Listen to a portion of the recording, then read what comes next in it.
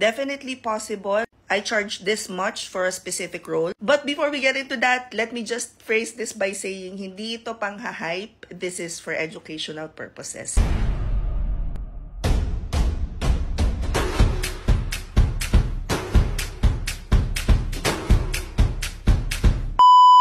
Sabi ni Kumaring, the sexy company. Meron daw siyang kilalang 300K a month ang income, one client, EA single mom. Yung ano lang ha, para lang may idea kayong lahat. This is about the post na nagte-trending ngayon about a virtual assistant earning 250,000 one client lang. And a lot of people are saying na, number one, hina-hype lang, or parang pinalalabas nila na sinungaling, or that the person should have given more context kung paano niyang ginagawa yon.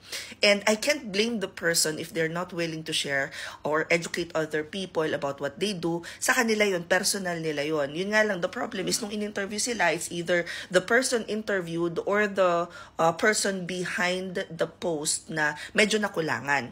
So, let me just explain what I do, how I earn 300,000 plus for one particular client, para lang maintindihan ng tao na number one, posible naman po, isang client, yun yung bayad. I actually charge $6,000 for a particular role for a high-ticket client because of the amount of brain cells used for that project. Let me just say, una sa lahat, ano bang ginagawa ko dito sa client na to? Bakit ganito kalaki yung binabayad nila? Guys, sa US, ang isang virtual assistant doing EA work charge around $40-45, and that's EA work. Ibig sabihin yung mga virtual assistant sa kanila, ang pinaka-minimum na tinatanggap na yata nila at parang maliit na para sa kanila would be $25. Yesterday, I posted a video na if you can charge $28 for your skill set, you'd be able to earn just one client $250,000.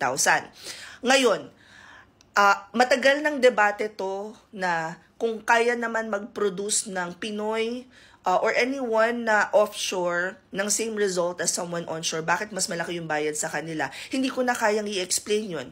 Yun ay sa economy na yun. Hindi ako economist. Ako ay virtual assistant. Ako po ay virtual assistant lang. Kaya ko lang maghatid ng magandang mga balita sa inyo tungkol sa freelancing. And this is actually one of the types of posts na gustong-gusto ko. Para lang alam natin. So at least, at the very least, kaya natin medyo i-level ng konti. Una sa lahat, yung skills natin. Pangalawa, yung experience natin. At pangatlo, syempre, how much we charge. Para lang mas maging global ang reach natin. Ganyan. So what I do with the client, na ganito yung charge ko, and I've been working with this client for over 8 years now, is I do operations management. So I specialize in digital marketing. Imagine niyo guys, when I talk about digital marketing, I know how to do SEO, I know how to do SMM, I know how to do PPC, I know how to do a lot of things under the umbrella of digital marketing. Pero hindi na ako mismo yung gumagawa nun. As an operations manager, I help clients streamline na their process para mas mabilis yung ROI. Kumbaga, yung mga part na dapat sila pa yung mag-iisip, sila pa yung mamomroblema, ako na yung namomroblema nun. Hence, the eye bags, yan, ganyan. Now, for that client, naka-retainer sila, so every month, ganun yung bayad. But, guys, may mga buwan, may mga, I think it was in 2022, medyo naghina yung pangangailangan nila sa akin, and that is okay. That's just life. That's what we do. Remember, as a freelancer, meron tayong peaks and valleys. So, kailangan magaling kang mag-allot ng iyong finances kapag nandun ka sa valley, ganon. Para matutunan yung ginawa ko, for context, no? So, 2009, when I started working from home, what I was doing is chat email support for a digital marketing agency.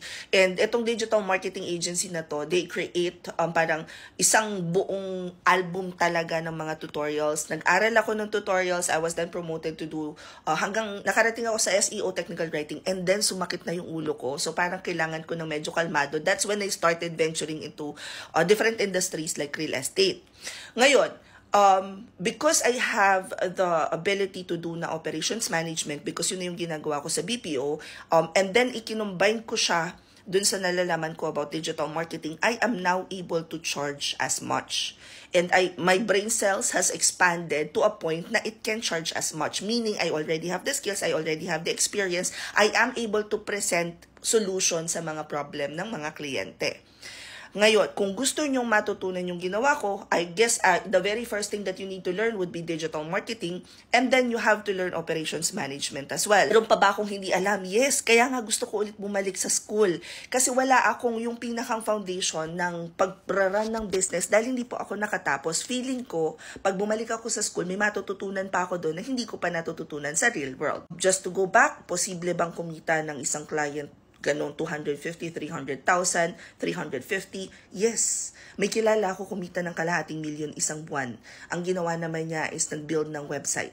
So, yung mga ganong bagay, guys, I think we have to be a little more patient when it comes to reading stories. Or, kung sa tingin ninyo, nang ha-hype lang yung tao, di wag nating ibigay sa kanila yung hype na hinihingi nila or like they are magnetizing. Kung tingin niyo yung tao is just there for clout, let's not give them clout.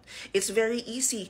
Hindi yung kagaya nung nasa comment section na ang dami na kagad pang babash. I mean, kung ako yung buti na lang kamo nung na-feature ako sa GMA, hindi naman ganyan. Buti hindi ganun. Kasi ang sakit nun para dun sa tao na alam mo you're sharing your wins, it just so happens, siguro sabihin na natin yung editorial lang kinulang, di ba? Hindi yun pang-hype. Talking about freelancing, virtual assistants, the potential of earning from home and winning in life is not pang-hype unless i-hype siya ng ibang tao, whether it's positive or negative. Ikaw ay freelancer, season freelancer ka na.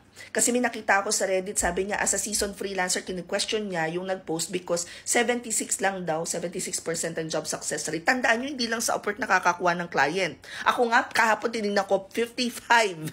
55 talaga. Instead of, halimbawa, nakita natin, nag-post itong taong ito na 250,000, isang client lang, why not, when we share, i-share natin how can other people do that. Kung hindi nagawa nung editorial, kung hindi nagawa nung in-interview, gawin natin. Kasi yun for sure ako makakatulong yun sa economy. Unless meron talagang hindi magandang nangyayari sa buhay mo, wala ka nang ibang makikita kung hindi yung pangit, ano yung mali, ano yung kulang sa iba.